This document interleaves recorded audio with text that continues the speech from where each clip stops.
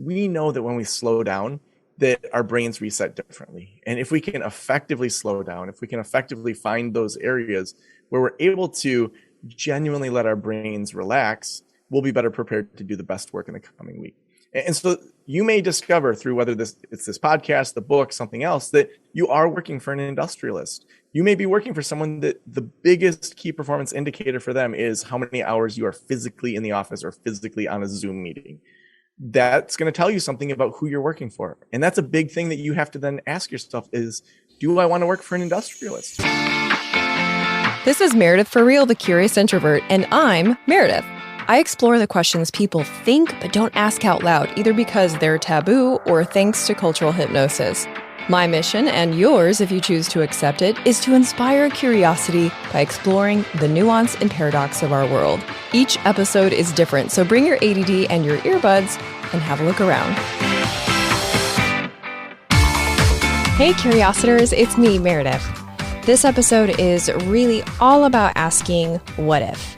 Asking what if is such a great curiosity building exercise, and asking it in relationship to something that occupies so much of our lives, aka our jobs, I think is really important. What you won't hear in this episode is another thing to add to your to-do list. So rest assured, this episode is full of possibilities and not overwhelm.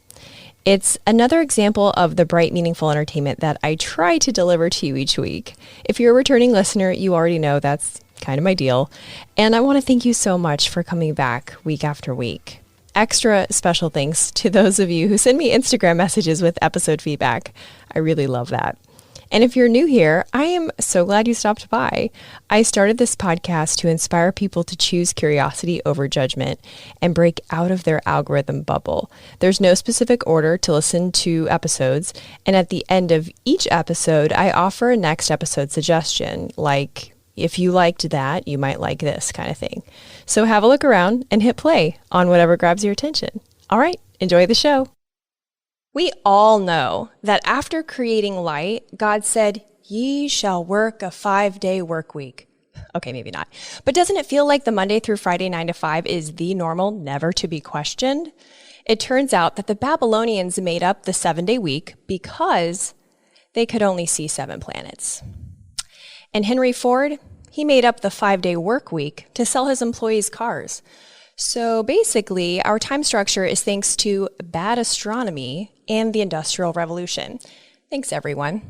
My next guest is here to question the way things have always been. He's the author of Thursday is the New Friday. It's the title you would expect to be a metaphor, but he literally is suggesting a different way to work. So today he's going to share why slowing down is good for our souls and society. Workplace explorer, boundary pusher, giving TGIF a whole new meaning, Joe Sanok. Thanks for coming on the show. Thanks so much for having me here today. The last couple of years really got us, rethinking our lives and definitely the world differently. But why should the number of days that we work be the top of our list for reconsideration? Why does that matter? Yeah, I would start with that in 2019, we should question if that's the best that we can do as society. Is that 40-hour work week plus a bunch of side gigs, just hustling all the time? So life pre-pandemic felt really normal to us. It felt like that was solid. But if the pandemic taught us anything, it's that the things that we thought were steady, were foundational, unmovable, are absolutely movable. They're flexible, they're changeable. And if we look ahead to our next 10, 20, 30 years and really evaluate the things that are probably in front of us as the adult generation, it's kind of scary to think that we are the adults that are in charge now. Do we think that 2019 is the best we can do? Is that the most creative that we can be? Is that the most productive? And I would actually argue the neuroscience says it's not. We were stressed out. We were maxed out. We didn't come up with creative ideas. And if we're genuinely going to address these huge challenges that are ahead of our generation, we have to be our most creative, our most productive, and our most connected to one another. And I would argue that the science and case studies point to the 4-day work week as being one of the many solutions to help us do that. So what are some of the case studies? Who's studying them and where is this happening?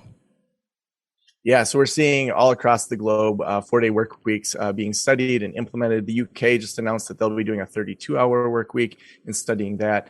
Iceland did an enormous study of 2,500 people. They found that their productivity did not go down. Their happiness went up. Their health outcomes went up. One case study that I absolutely love because it's not the fad in community colleges to have a 4-day work week, but several years ago, this guy, Ted Forrester, he was just an HVAC instructor, so teaching heating and cooling in big buildings. For a whole summer, he went up onto the roof because he had the keys to the roof of this community college at Kalamazoo Valley Community College in Southwest Michigan. And he took pictures of an empty parking lot and just took that to the board in the fall and said, listen, every Friday in the summer, we are cooling all of these empty buildings. And if we switched to a 4-day work week just in the summer, we would actually save millions of dollars. And they said, all right, Ted, let's give this a whirl. So the next summer they did. They switched to a flexible schedule, and staff across Kalamazoo Valley Community College could work those fewer hours. And so they could come in earlier, they could stay later. They weren't working 40 hours a week, they were working 36. And they found that staff happiness went up. The amount of people that left the college went down. So then you're looking at staff turnover, and they saved millions of dollars in just air conditioning costs. So we're seeing company after company, Shopify, that's one of the most recent ones, that are switching to these 4-day work weeks. And they're seeing outcomes where their staff are as productive or more, as creative or more, and staying around in a competitive work environment. And so all around, it's like quadruple bottom line for people. That's definitely not a hard sell for employees. And you're certainly building a strong case why it's a great benefit from like a P&L perspective for corporations. I feel like, it's 2022. We've been doing this thing for a couple of years now. I mean, with all those examples you've given me, why isn't this more common? What's the big pushback from the people and the companies that haven't embraced this? Yeah, you talked about Henry Ford at the very beginning. I think the industrialist mindset is still very strong in quite a few mid-managers and upper managers. So what that teaches us as industrialists was that you can plug in a machine, it will be productive, it'll be reliable, that you can set it and you can forget it. That is how we've done most of society for the last 100 years or so. You look at our school systems, you look at the ways that we've run our businesses. What are the key performance indicators? Well, are people's butts in the chair for 40 hours? Right. Yeah. That's not a very good KPI. We weren't looking at outcomes. We weren't looking at creativity. We weren't looking at new products or sales as much as really, did you show up? Even how a lot of our laws are written, it's around time in the office, time off from the office, vacation days, maternity leaves. It's all time-based instead of outcome-based. And so there's a major shift that has to happen. And that's not easy because it's more messy. We're in that messy middle right now. In the same way that before Henry Ford, the average person was working 10 to 14 hours a day, 6 to 7 days a week. Back then, there were people that were saying, how am I supposed to have a business if I'm going from 7 days to 5 days or 6 days to 5 days, or even 12 to 14 hours a day down to 8 hours a day. And so we've done this before as humanity. We've said what we're doing isn't working for us personally. It's not working for our small societies or our communities, and it's not working for our businesses. And so because that shift is difficult, often what you see is the innovators, those businesses that have more autonomy, that have already been on the fringes of pushing limits, are the first ones to do it. Same with countries. When the leading country in the world, the United States, in so many different arenas, makes a shift, that's going to be really hard to undo. And so we see a lot of smaller countries like Iceland saying, well, let's try this with our society. And then, as we often see, there's those early adopters, there's more evidence, and then we're often late to the game in the United States, whether that's in education or pandemic rollout, or whatever. We are often late to the game and wait for things to unfold before we jump in.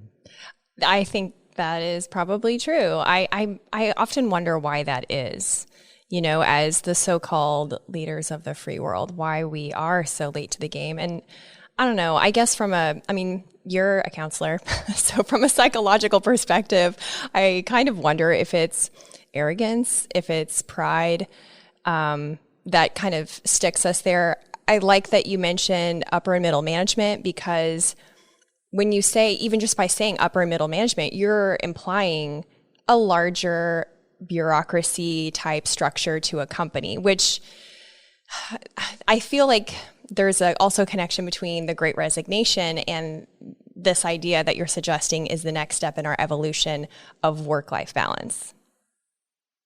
Yeah, I've heard great resignation, but I've also recently heard great recalibration, which I really like because Ooh. that insinuates that we haven't been doing things in line with kind of our natural neurosyncing, the way that we as individuals or as companies really need to be working. So I actually see this as, in a lot of ways, the correction where for many years, people have been upset in their jobs. They've not wanted to go to work. They haven't liked their bosses. And so to step back and say, do I like the life that I've created for myself? Or do I need to resign from this terrible position and try to find a better place to work? To me, I think that can be a very healthy thing if we look at it. But to your question about why is it arrogance, is it pride? I would actually back up and say, let's just think about the new world 400 years ago. Who are the type of people that leave their home, leave their families, and get on a boat? They're probably the explorer types, the people that maybe have ADHD. They haven't fit into the typical box of Europe. Right. So you get this whole gene pool of people that are leaving their families and saying, let's go do something crazy. And then, 400 years later, we then see people that don't always follow the rules, that don't always, just go along with things like oftentimes Europe does. And so I think from just the genetic perspective, most likely we have some inclinations towards being a little more rambunctious. And then we look at some of the core values that we've had in this country of whether it's freedom or personal responsibility. And that's going to lead us away from thinking about the collective. And so you mix all of that together, and sometimes it's harder for us to get everyone to buy in together. I mean, I think you see that in Australia too, oftentimes, because, Australia started with a bunch of prisoners being sent off, and so you have this kind of rebellious nature when you have a gene pool of people that kind of start at a place that is going to naturally lead us to where we're at right now. It does speak to the potential of what could happen when you say it like that. I also see an intertwining of, I use this analogy all the time in probably way too many discussions on this show, but it's not waffles, it's spaghetti. Waffles meaning here is the compartmentalized aspects of our life and society.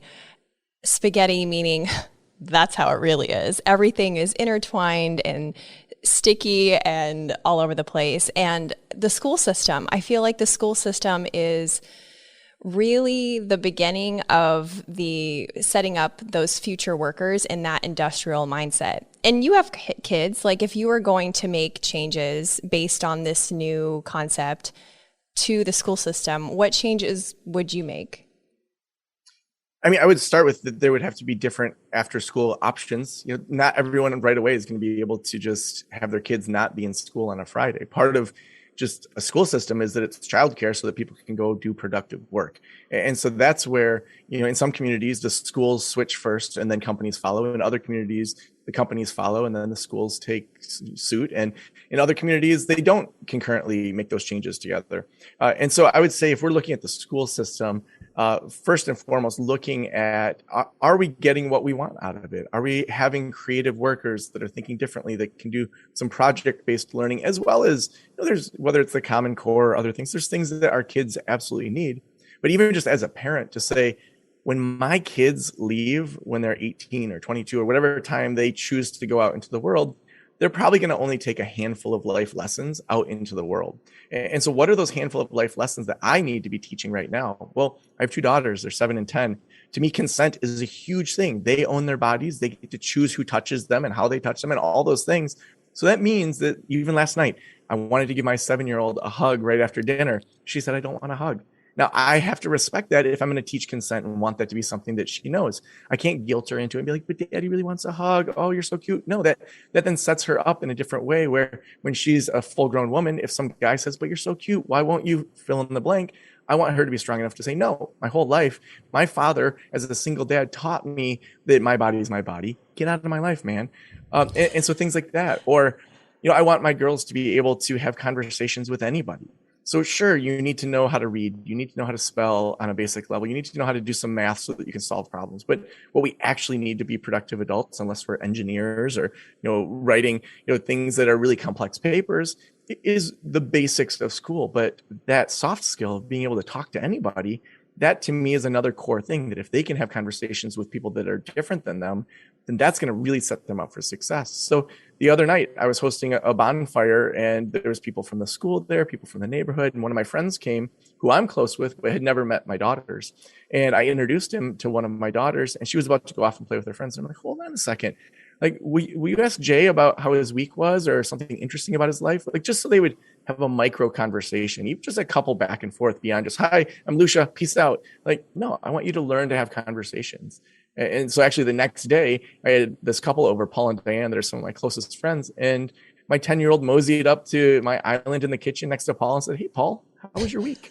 Hey, Curiositors, just a quick pause to show gratitude to our sponsors and give you some special deals. If trash TV leaves you feeling drained and you want to support creators like yours truly, check out StreamMoko. You can search shows by your mood and even, watch my show, The Curious Introvert. For every $3.99 subscription, they give away $1 for good and support their creators, like your girl.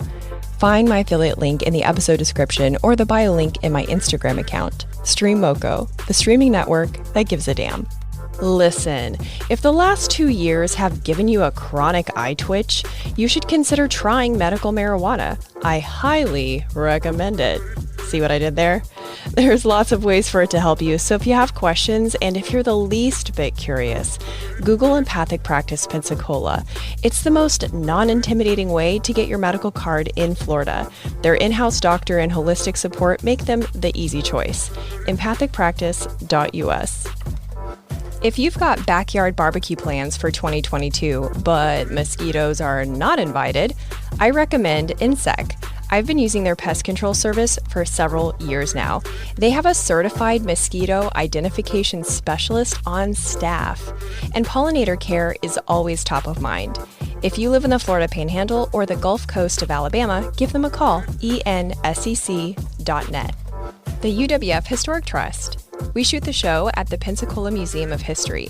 It not only houses exhibits of lesser-known Pensacola history, it's an event space too. So if you need a unique space in downtown Pensacola for a fundraiser, networking event, or a corporate party, take a look at historicpensacola.org. And if you want to tour one of the 12 museums, get your tickets in person so you can show the agent one of my emails and get $2 off an adult ticket. Get emails by texting REAL to 66866. Now back to the show. And they sat there and chit-chatted, this little 10-year-old and this 40-something-year-old guy. So they're building these skills over time. So yes, from a societal macro perspective, we want to evaluate the schools, but also as parents and individuals that interact with kids, saying, what are the values that I hope I can pass on to the next generation so that they can be better prepared to take on the future challenges?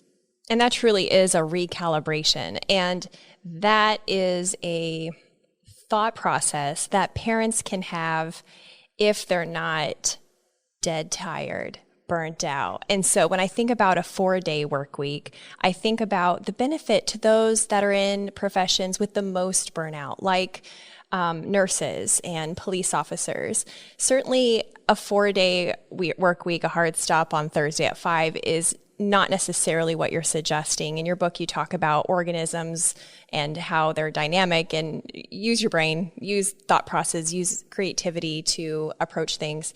What do you propose a new way of working would look like for those professions like nurses and police officers? Yeah, so what you're talking about is really the diversity of roles within our society. And so the old way of thinking, the industrialist way, is very prescriptive. It is, here's how things are supposed to work for everyone. And then you say, but that doesn't work for me. And in the past, that meant too bad. Like, you don't fit in with society, you don't fit in with business, you don't fit in with fill in the blank. The new way of thinking, I would say, is less prescriptive, less here's the 5 steps, and more of a menu-based approach. And so to say, I want to try this appetizer, and then I'm going to try this, and it's going to work for me, or it's not going to work for me. So in each business or different type of setting, we do need to look at, well, what are the needs of that particular setting? What are some tests we can do for 1 quarter? Look at some data for those 3 months and then say what worked here, what didn't work here. Now, there's going to be lots of different competing ideas. There's going to be unions. So police and nurses, they all have oftentimes competitive bargaining. And so there's going to have to be conversations. But if the nurses knew we're going to have a healthier work environment, we can work fewer hours, we can make the same amount, we can be around for our families. That's going to put pressure on upper management to do different types of hiring. It's going to also mean that maybe the quality of the hospitals or the nursing that we get as consumers may go up because we don't have stressed out nurses as much. And so looking at the big picture and realizing there will be parts that are going to be messy. There are going to be parts where there's going to be shortcomings. Can we just have no ambulance drivers on a Friday? Of course not. Like we need to have these things. So then maybe it's we do, whether it's 12-hour shifts, or we look at different ways of structuring schedules and then testing it for a period of time, getting feedback from the direct employees, but then also looking at other analytics. It's looking at the problem differently and saying, are we getting what we're paying for as consumers? When I get an ambulance, when I get a nurse, when I have a police officer, are they rested? Are they doing their job?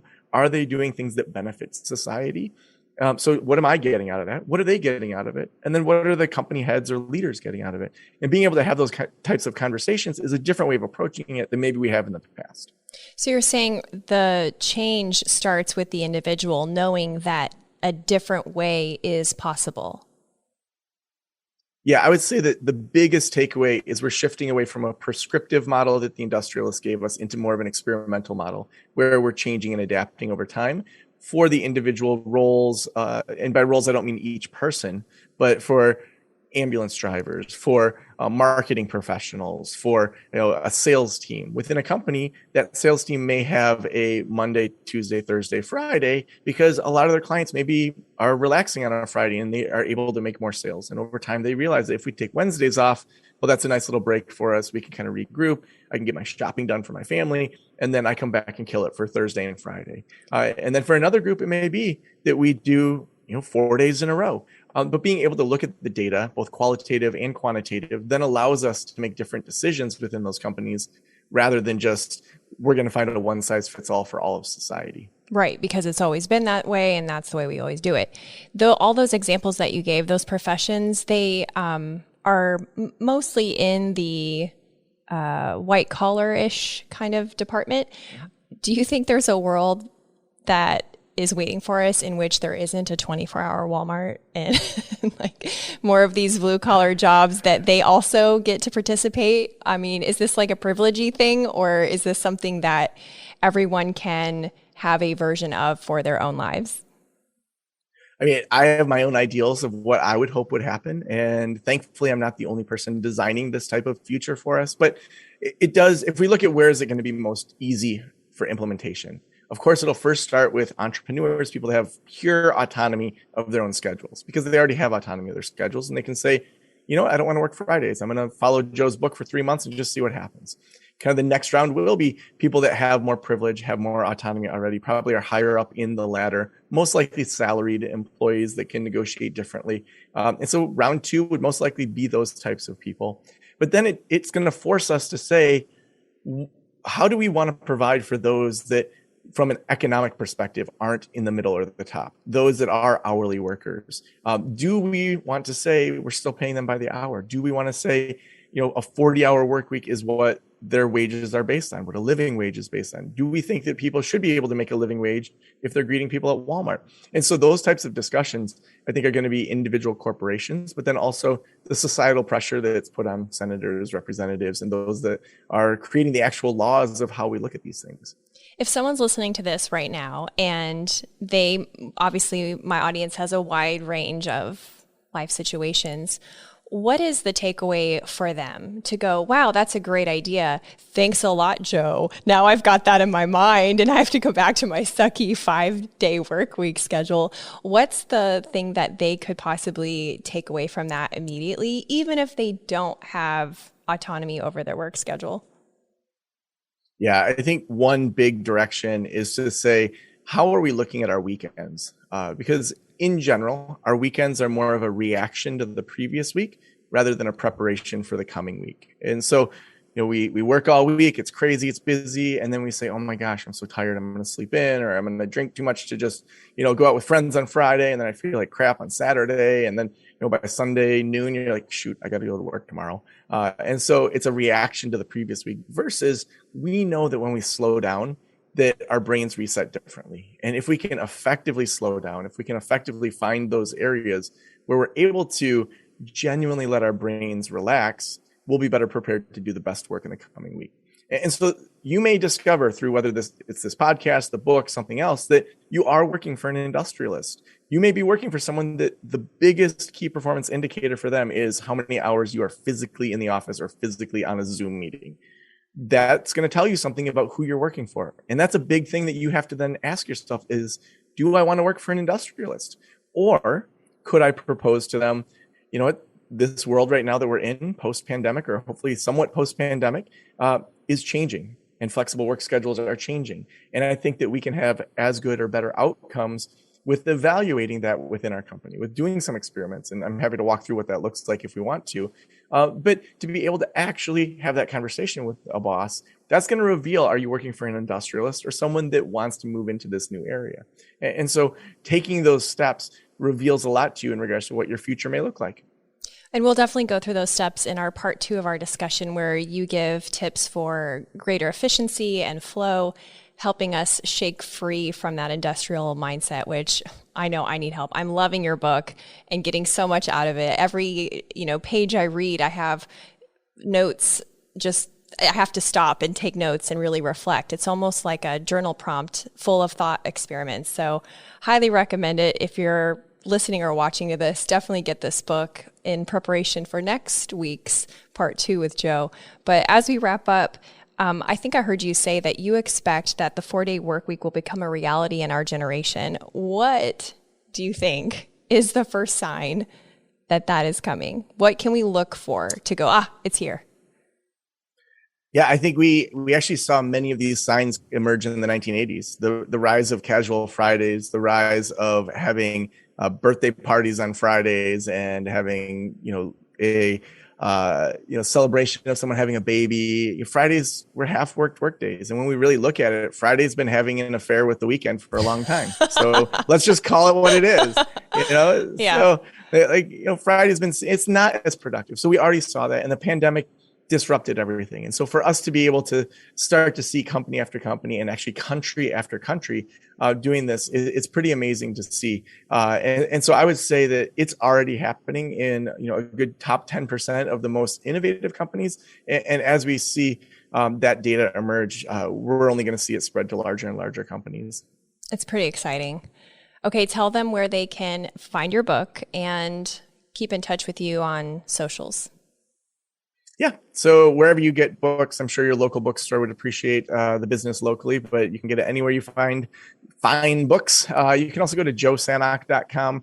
That's where we have extra reporting out of experiments that people are doing, different resources. We have our internal inclination test over there to figure out your internal inclinations, which we gave a free promo code for your podcast for that I know that you're going to be talking about.